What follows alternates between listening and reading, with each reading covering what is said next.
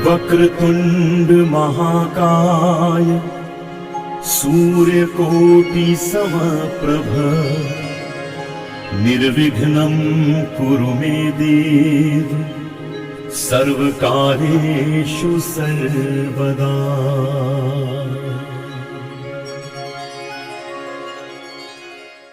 वेद व्यास जिको जन्म हुयो तो आज के दिन आषाढ़ शुक्ल पूर्णिमा के दिन वेद व्यास जी को जन्म हुयो तो इसकी उपलक्षता में वो मतलब पूरे मानव जाति को गुरु वेद व्यास जी ने माना बाका जन्म हुयो तो आज के दिन जन इन वेद मतलब जो है गुरु पूर्णिमा मनाई जाए थे और व्यास पूर्णिमा भी इन्हें बोली जाए थे। ठीक है, तो पूरी मानव जाति को गुरु मानी जाए थे। उनके सम्मान में ही हर वर्ष आषाढ़ मास की पूर्णिमा को गुरु पूर्णिमा और व्यास पूर्णिमा के रूप में मनाया जाता है। गुरु पूर्णिमा के दिन शिष्य अपने गुरु की पूजा करते हैं और उन्हें उपहार देते हैं। बहुत से लोग इस दिन व्यास जी के चरित्र चित्र का पूजन व उनके द्वारा रचित ग्रंथों का अध्ययन करते हैं। यानी पुरानी कथाओं के अनुसार प्राचीन समय पराशर ऋषि जो थो वो भ्रमण करवा के लिए निकले जो निका समझो आप मतलब अच्छी बात है। कोई ने पूछ लिया कि क्या गुरु जी का बताया गुरु पूर्णिमा क्या मनाई जाते तो याद रख दियो कि पराशर मुनि जो थो ऋषि जो भ्रमण के लिए यानी घूमवा के लिए गए तो रास्ता में उनकी एक नजर जो है एक युवती पर पड़ी जिसका नाम था सत्यवती, जो मछुआरे की पुत्री थी। जो ऋषि पराशर जो थो वो भ्रमण यानी घूमवा के लिए गए तो एक कन्या थी, वह मछुआरा की लड़की थी जिस पर उनकी नजर पड़ी। उनकी ऋषि पराशर की पुत्री दिखने में तो बहुत सुंदर थी और आकर्षित थी, लेकिन उसके शरीर से मछलियों की गंध आती थी। भाई मछलियों को कारोबार करेंगे तो मछलियों की भाषा होगी। सत्यवती को देखते ही पराशर मुनि का मन विचलित हो गया और व्याकुल हो गया, यानी जिन्हें पुत्र देवा की इच्छा जताई। तब सत्यवती ने कहा कि आ तो अनैतिक काम, तो अनैतिक यानी अच्छा काम, गलत काम, अनैतिक यानी गलत काम। कहा कि अनैतिक है, लेकिन पराशर मुनि ने कहा कि जन कल्याण यानी कि तू तेरो स्वार्थ मत देख, पूरा दुनिया को मतलब जो है कल्याण मतलब मनुष्य को कल्याण के लिए वो जरूरी है, अनिवार्य है। यह संतान दिव्य होगी, ये संतान दिव्य होगी और सृष्टि में यह महान कार्य करेगा। ऐसे में सत्यवती ने ऋषि पराशर के सामने शर्त रखी कि बच्चे के जन्म के बाद वह कुंवारी ही रहे तथा उसके शरीर से आने वाली मछली की गंध फूलों की सुगंध में परिवर्तित हो जाए। बस शर्त रखी कि देख ठीक है, मैं अगर बच्चों जन्म देवा के बाद में भी मैं कुंवारी ही रहूं और मेरे जो शरीर से मछली की दुर्गंध आवत है अब मेरा शरीर से हट जाए और इनमें खुशबू आवा लग जाए मेरा शरीर से। आज शर्त हुआ तो बोल तो मतलब जो है पराशर मुनि ने बहुत शर्त की मंजूर शर्त रखी और बच्चे जन्म के बाद में तथा उसके शरीर से आने वाली मछली की गंध फूलों की सुगंध में परिवर्तित हो जाए। ऋषि पराशर ने सत्यवती को शर्तें स्वीकार कर लिया और तथास्तु कह दिया। मैं तथास्तु उसके तथास्तु कहते ही सत्यवती के शरीर से आने वाली गंध समाप्त हो गई और मत्स्य गंधा से इसको नाम जो है सुगंधा में परिवर्तित हो गई। समय आने पर सत्यवती के गर्भ से वेदों में प्रांगत वेद एक ही तो 4 वेद तो हाथ से बनाया गया था। वेद एक ही तो जो समुद्र मंथन प्रमाण ब्रह्मा जी के एक 4 टुकड़ा किया गया था जो वेद व्यास ही करी चुका। गर्भ से वेदों के प्रांगत पुत्र हुआ, जन्म लेते ही बड़ा हो गया, जन्म लेता ही वो बूढ़ो भी होगा लेते बड़ा हो गया और अपनी माता से बोला, माता जब भी तुम उन्हें याद कर ली जंदाड़े में उपस्थित हो जाऊंगा। इन सत्यवती ने क्यों कि माता जब भी तुमने याद कर ली जब भी मैं तेरे कने उपस्थित हो जाऊंगा। यहाँ के वो जो थे इतना कहकर तपस्या करने के लिए वन में चले और वहां जाकर कठोर तपस्या करी। कठोर तपस्या करी। तपस्या करने के कारण उनका शरीर जो है वो तपस्या करी तावड़ा तो शरीर जो है बिल्कुल काड़ो हो गो, जिस कारण उन्हें कृष्ण पायन कहा जाने लगा। कृष्ण पायन मतलब काड़ा, कृष्ण यानी कृष्ण पायन भी उनको नाम कटा दियो के बना था। आगे चलकर वेदों का विभाजन करने के कारण से वे वेद व्यास के नाम से विख्यात हुए। एक दिन राजा शांतनु यमुना नदी के तट पर टहल रहे तो तभी राजा शांतनु यमुना नदी के तट पर टहल रहे थे। तभी उन्हें नाव चलाते हुए अब एक राजा आयो यमुना नदी थी बिका तट पर जो थे वह नाव सत्यवती नाव चला हवा ही सुगंधारी सत्यवती मधुर मधुर सुगंधारी राजा शांतनु जो अति सुंदर अति गुणा की महक का लड़की छे उनकी तो बिन पाते पता चलिया मछुआरे की तो वो मछुआरा कहने मतलब जो है गारिया क्यों कि मैं तेरी बच्ची से विवाह कर वो चाहूँ तू तो मछुआरा ने कहा तो एक मछुआरे की लड़की राजा गजारी थे तो वो है क्यों मैंने मंजूर थे, लेकिन मेरी एक शर्त थे वो बात क्यों कि काई शर्त थे कि कोंक से जो बच्चों पैदा हुए वो ही राजा बने। देख लो तेरे जना वो राजा शांतनु जो थे वो मना कर दियो क्यों कि विंध्याचल को पहले ही बेटो भीष्म थो गंगा पुत्र जो भी राजगद्दी पर बैठ रो तो जना वो देखे भाई दीपो अवतार तो राजा भीष्म थे तो भीष्म ने मतलब जो है गद्दी में ले ली तो वो नट बोले लेकिन पात्र राजी ने भीष्म ने पता लगे ना कि मेरा बाप का यह तकलीफ हो रही है तो मतलब माय माने जल्दी का तकलीफ है तो वो जार भी मछुआरा ना क्यों कि मैं गंगा पुत्र भीष्म ये प्रण करता हूँ कि जिंदगी में कभी भी विवाह नहीं करूंगा, मैं शादी उनको और मैं ना गद्दी पर मैं आजीवन ब्रह्मचारी रहूंगा और ना मैं तेरी गद्दी मेरा बाप की गद्दी पर कौन बैठू। तो पैर को काय करियो कि शांतनु राजा सु जी को विवाह सत्यवती को करा।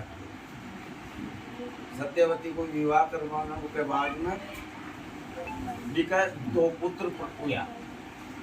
जिस सत्यवती के दो पुत्र हुआ बापू नाम तो चित्रांगन और विचित्र वीर्य। चित्रांगन और विचित्र वीर्य दो पुत्र हुए उसके। विचित्र वीर्य चित्रांगन और विचित्र वीर्य के बाल्यकाल में ही राजा शांतनु का स्वर्गवास हो गया। अब फिर तो मैं टापरू या छोटा छोटा सा अरबन छोड़ वो राजा खत्म हो। देखो दांदा अपन में कौन पड़े थे बड़ा बड़ा राजा महाराजा तो रानिया भी उसका भी दुख पड़े हुए। अब देख जो काय होती कि राजा शांतनु खत्म हो गया उनने चित्रांगन ने छोटा छोटा छोड़ ठीक है। राजा शांतनु स्वर्गवास हो गया तथा गंगा पुत्र भीष्म ने चित्रांगन के बड़े होने पर उन्हें राजगद्दी पर बिठा दिया। मतलब वो कुमारों तो चित्रांगन बड़ो बेटो तो बिना राजगद्दी पर बिठा दियो। कुछ ही समय बाद मतलब युद्ध हो गंधर्वों से युद्ध हो थोड़ा ही दिन बाद है क्यों गंधर्वों से युद्ध करे हुए थे। चित्रांगन बैठे मर गए वही बैठो ऊपर तो बैठा है तो देखो मतलब आगे साल तो कब तो कष्ट पे होनी होती है तो वो मारियो गयो ना बच्चों कौन एक बैठो विचित्र वीर्य वो भी ने गद्दी पर बिठाया। भाई वो तो खुद तो बैठे वो तो प्रण कर ही लियो तो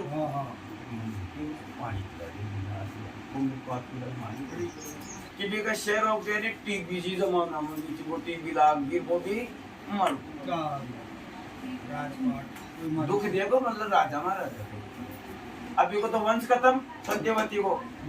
सत्यवती पे वही बाप का बेटा ने स्मरण करी उनने वेद व्यास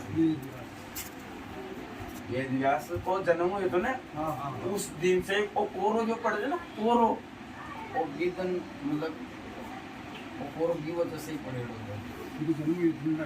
मतलब जी भगत को प्रासर भी कहानी देखो तो मेरा भाई के मैंने दुनिया देख ले तो वो कोरो डाल दे कोई कौन देख खतरनाक मन है।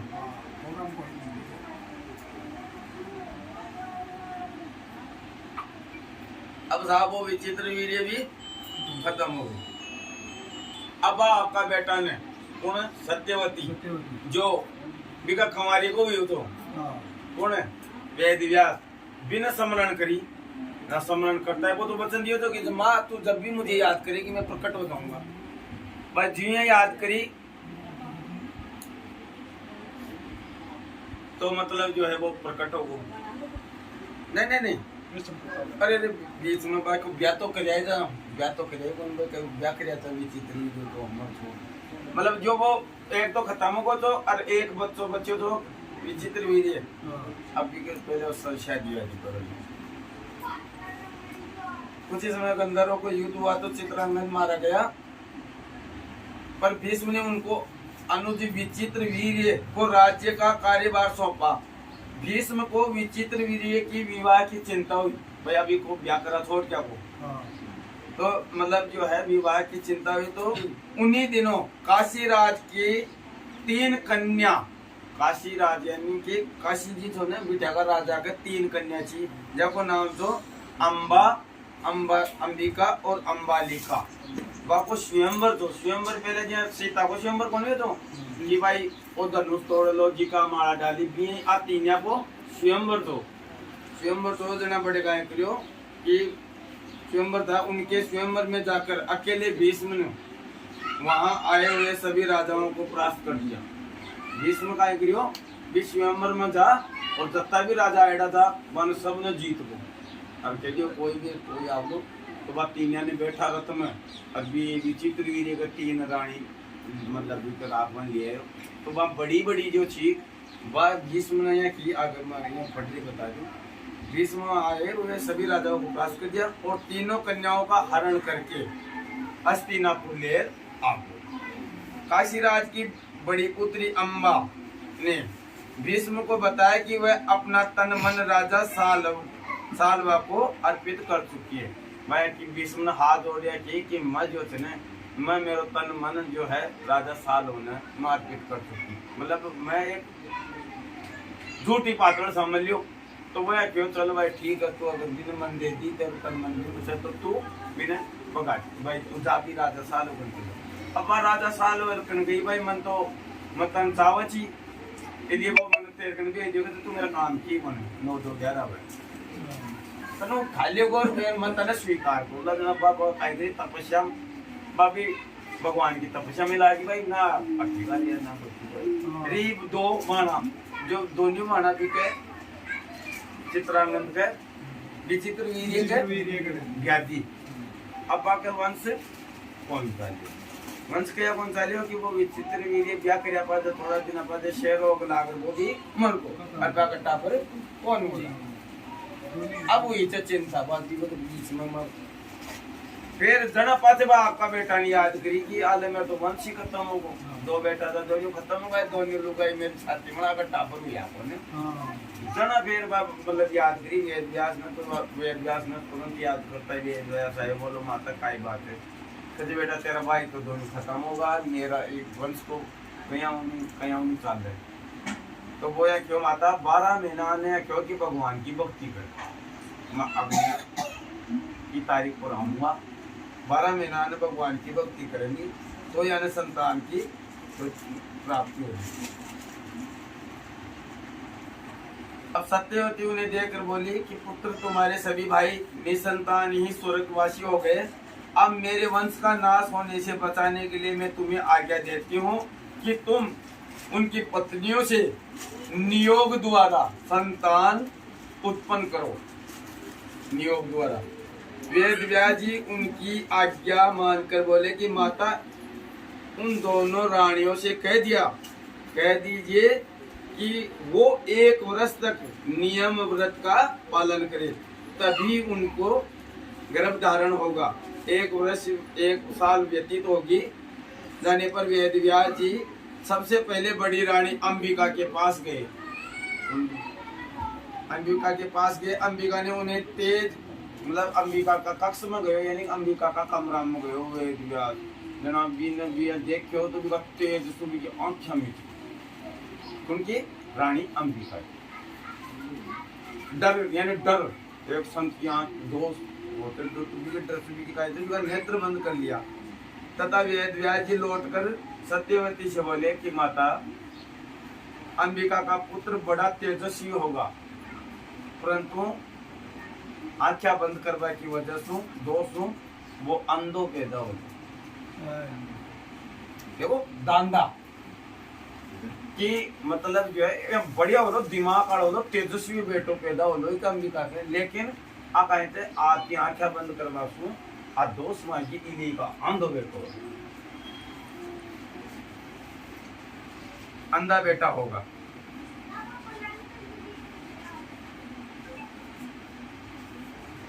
सत्यवती को सुनकर बड़ो दुख हो और हमारे टाबर भी बोलो वो भी आंधो हो वो तो वही बना और उन्होंने वेदव्यास को छोटी रानी अंबालिका के पास भेजा। भाई चलो बड़ी को तो सुन लिया छोटी रानी के जा। रानी अंबिका का वेदव्यास को देखकर डर से पीड़ी होगी आख्या में इतनी एक पीड़ी होगी। उसके कक्ष होकर वेदव्यास जी सत्यवती से कहा अंबालिका के गर्भ से रोगग्रसित पुत्र पैदा हो लो कहती रोग लो टाबरो माता राम कहते मैं कहीं करूँगा तो देख रही है यही होगी मतलब पीड़ी होगी तो रोग लो टाबर पैदा हो लो देखो दुख मतलब गर्भ से रोगों से ग्रसित पुत्र होगा। इससे माता सत्यवती और भी दुखी हुई और इस बार बड़ी रानी ने की तो वापस जा। बड़ी रानी ने जब बड़ी रानी थे ना आप तो गई को ना और आपकी दासी थी तुम मेरी जगह तुम्हारा गड्ढो खाया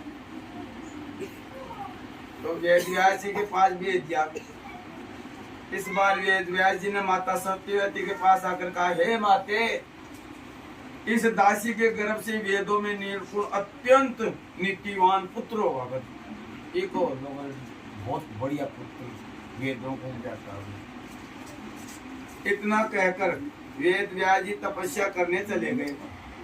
समय आने पर अंबिका को गर्भ में धृतराष्ट्र जन्म हुआ देखा वाला महाभारत ने जन्म लिया और अंबालिका के गर्भ से रोगों से ग्रसित पांडु पैदा हुए तथा दासी को गर्भ से धर्मात्मा विदुर का जन्म हुआ। आगे चलकर धृतराष्ट्र के यहाँ कोई पुत्र नहीं हुआ फिर भी आंधळ्या बेटा पर कौन गया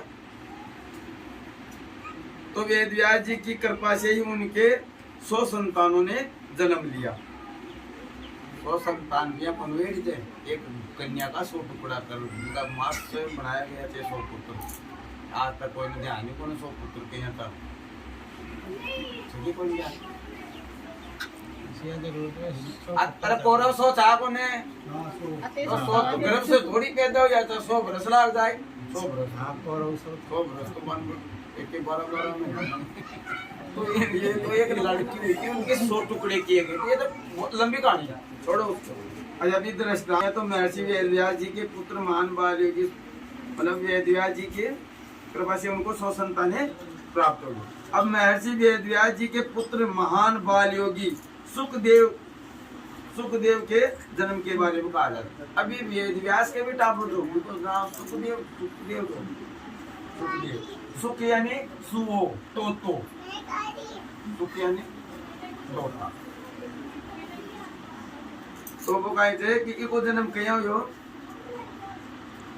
कि सुखदेव के जन्म के बारे में कहा जाता है कि वह 12 वर्ष तक आपकी माँ का गर्भ में ही रहे।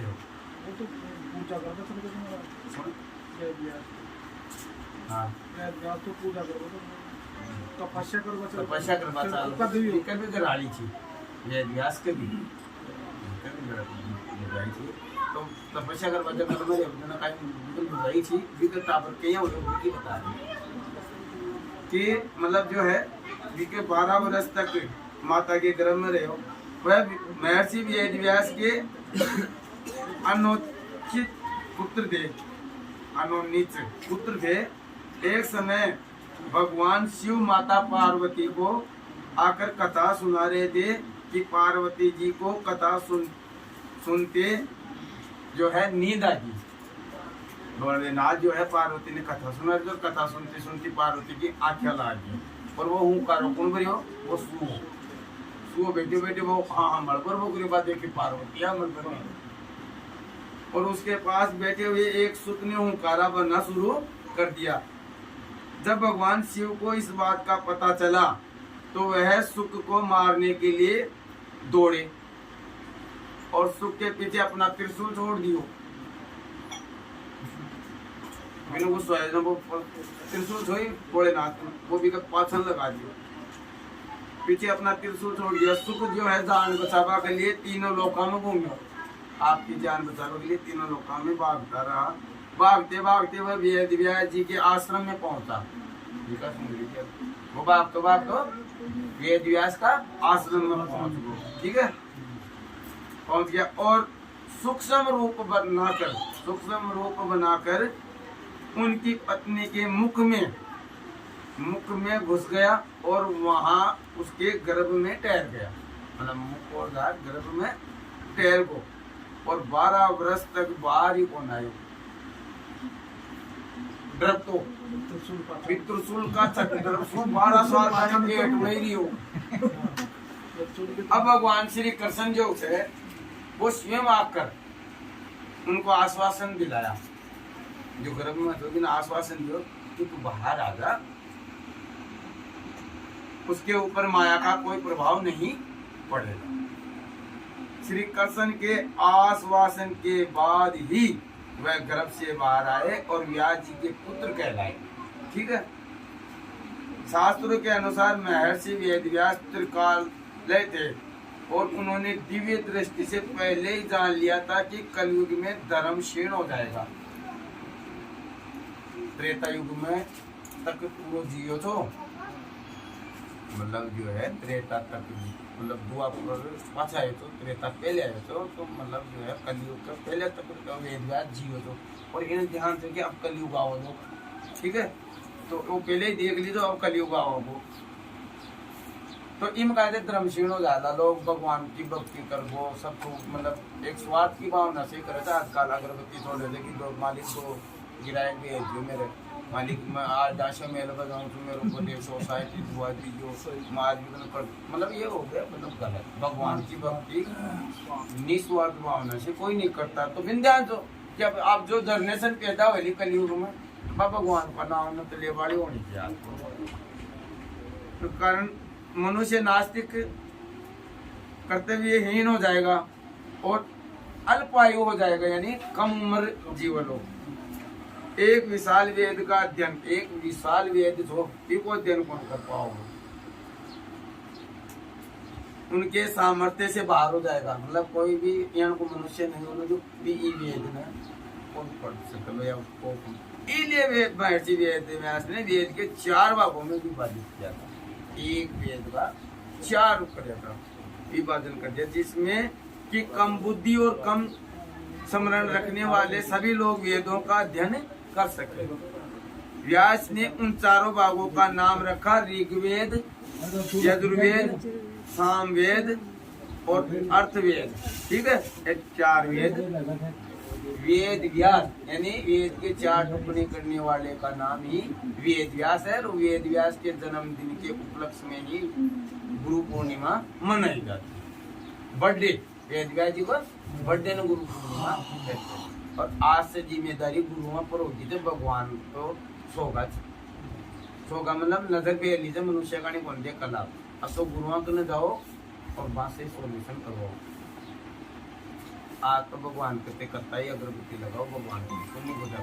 अब तो सुन लो कौन गुरु, सही बात है। उन्होंने ऋग्वेद अपने शिष्य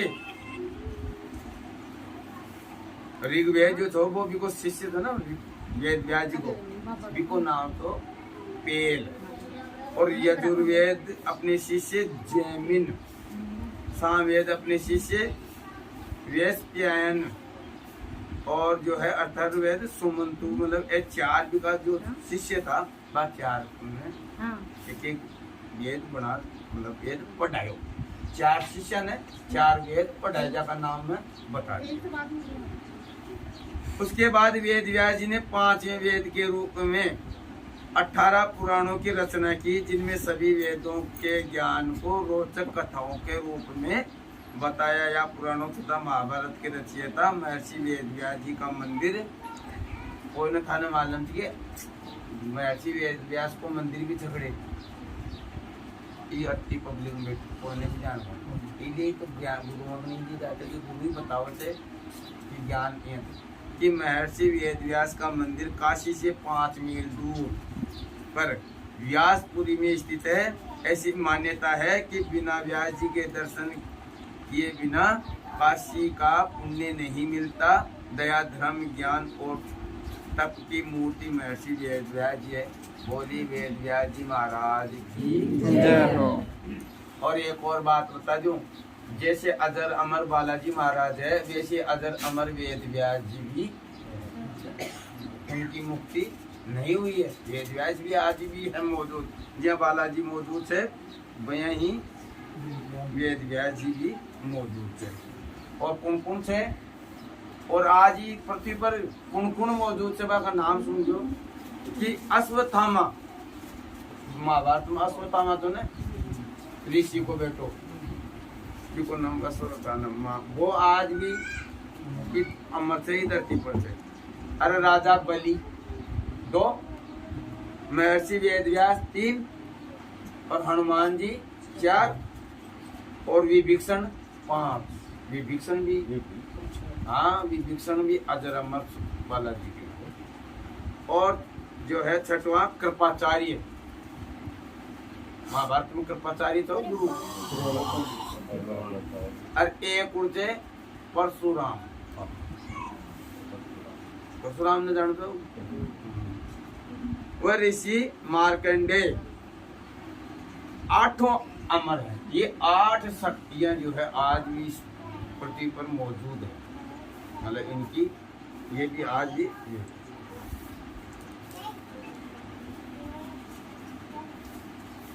यह भी मान्यता है कि परमात्मा ने सबसे पहले 4 ऋषियों, जिनके अग्नि, वायु, आदित्य और अंगिरा नाम के आत्माओं के क्रमश ऋग्वेद, यजुर्वेद, सामवेद और अर्थवेद का ज्ञान दिया।